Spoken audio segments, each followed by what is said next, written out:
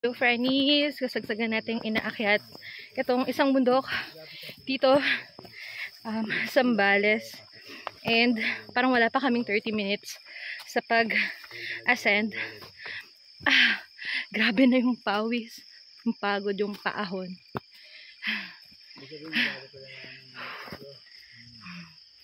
Sabi nila minor climb lang do ito, pero so far parang hindi naman.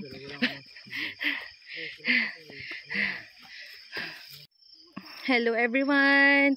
So nandito tayo ngayon sa isang bundok at kasagsagan nating inaakyat. Nakita nyo magsa-sunrise na sa likod. Nag-start kami before 5.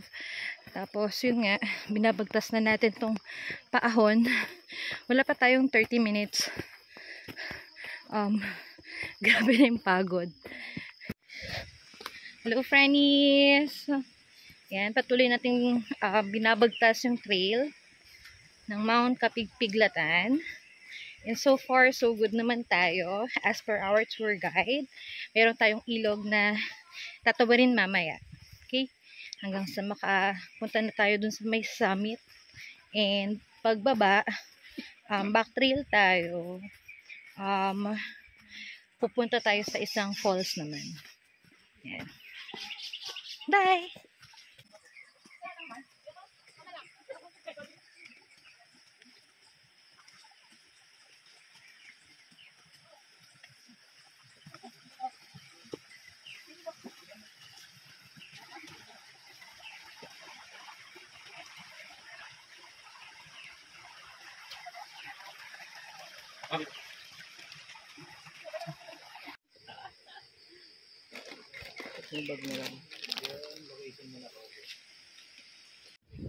Hello friends, nandito tayo sa part na tinatawag nilang 7-Eleven, and we don't know why, pero ito yung view sa likod. Oh, diba? Share ko lang sa inyo, yung trail, sobrang dali niya, hindi siya nakakaligaw kahit wala kang tour guide. Pwede mo siyang bagtasin kasi ano lang siya, dire-diretso, tapos clear yung path. Ang ano lang, ang challenge lang, puro paahon, maraming ahon, kaya habol hininga. Pero kung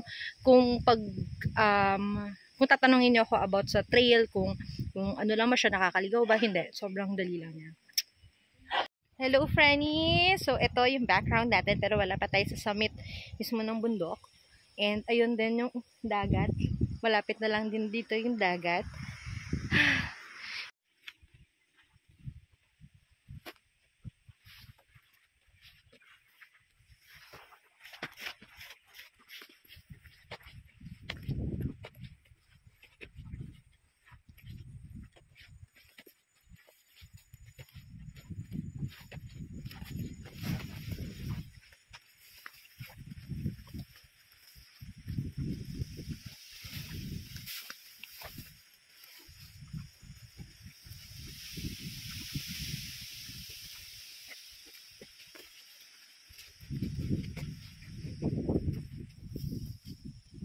Hello friends! So ilang oras na tayo naglalakad, pero wala pa rin tayo sa summit. Pero kung nakita nyo to, yan, babagang dun, charan, yun, dun yung pupuntahan natin, no?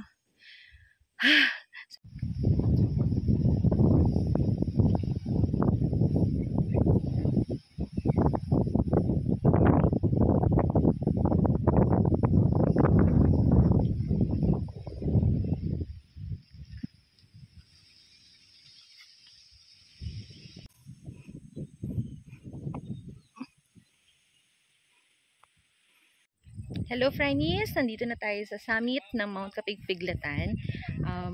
Almost 3 hours naratingan natin itong tuktok. Sabi nila minor climb lang daw ito, pero mukhang hindi. And I don't suggest to sa mga wala pang experience sa hiking, kasi ano siya, puro assault, puro paakyat. Mahirap yung puro paahon. Madali yung trail kasi hindi ka maliligaw, pero yung part ng napuro pa-assault, yun yung medyo nakakapagod ng sobra. Marami kaming kasama sa may tour na hindi nagpapagat dito, nagpaiwan na lang doon kasi nga yung paahon mahirap.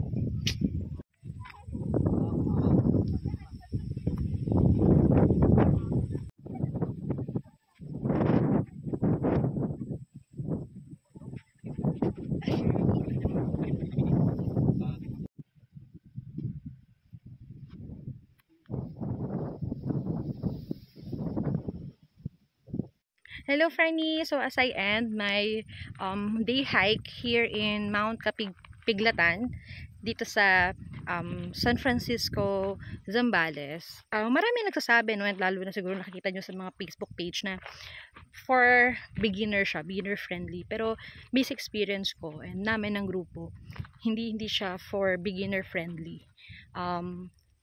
Kung may mga beginner naman or newbie, dapat mag-train talaga or mag-exercise ng sobra before pumunta dito kasi grabe yung lakaran, grabe yung paahon. Mix siya eh. May mabato, may river crossing, may, lalo na sa taas, nakikita nyo yan, nilakad natin lahat yan. Ano yan, sobrang tirik ang araw dyan. Parang kala mo kadikit mo na yung araw. Pero, God is really amazing. Kasi imagine, oh, yung ganyang view, yung ganyang creation, nakakatuwa.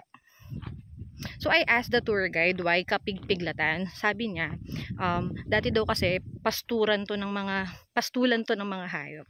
And sa Ilocos daw, sa Ilocano daw, parang yun ata yung term, yung kapag kapigpig or kapigpiglatan, para something gano'n na parang may mga butas para sa hayop, parang something gano'n, or paliguan or kainan, or basta para siya sa mga hayop.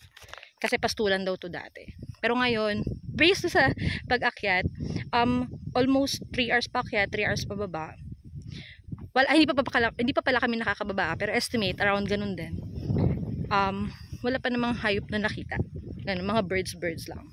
Pero napakaganda ng place, as in, napaka-majestic na nakita namin yon, yung Mount Pinatubo, iba't ibang mountains yan, Hexa, tapos sa likod niyan yung Aniwangin Cove, tapos doon may dagat dyan, yan yung Capones and Camara Island, tapos yung Aniwangin Cove itself, no? Kaya maganda yung views dito sa may Mount Kapigpiglatan. Again, kung newbie ka at gusto mo munang mag-try, wag dito muna agad. Sa mga, dyan lang muna sa Rizal, sa Mount Tagapo, Mount Sembrano, yan. Pero, pero depende din siguro sa inyo. Yun lang, I'm speaking in behalf of my experience lang din.